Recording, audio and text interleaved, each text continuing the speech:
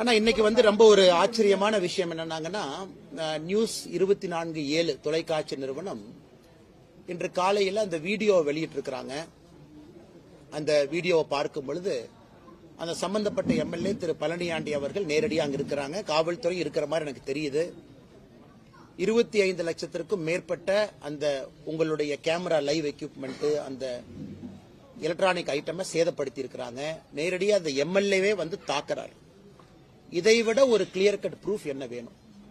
ஆனால் கரூர் மாநகர காவல்துறை கண்காணிப்பாளர் அவர்கள் கொடுத்திருக்கக்கூடிய பத்திரிகை அறிக்கை முற்றிலும் பொய் என்பது இதிலிருந்தே தெரியுது. முற்றிலும் பொய் என்பது இதிலிருந்து தெரியுது. அதனால் முதலமைச்சர் அவர்கள் தன்னுடைய கட்சியை சார்ந்த ஒரு எம்எல்ஏ, ஒரு சட்டமன்ற உறுப்பினர், அவர் தப்பாக நடத்தக்கூடிய, சட்டத்திற்கு புறம்பாக நடத்தக்கூடிய கல்குவாரி, அதை படம் பிடிக்க செல்லக்கூடிய ஒரு நிருபர், கதிரவன் என்கின்ற நிருபர், அவரை தாக்கியும் இத்தனை காலமா அது மௌனம். இன்னைக்கு அவங்கெல்லாம் பணம் கேட்டு எங்களை பிளாக்மெயில் பண்ணாங்க, அதனால நாங்க இன்னொரு செக்ஷனை போட்டு இந்த ரிப்போர்ட்டர் தூக்கி உள்ள வைக்கட்டுமா அப்படிங்கிற ஒரு நெரேட்டிவும் செட் பண்றதுக்கு ஒரு கும்பல் கிளம்பி இருக்கு.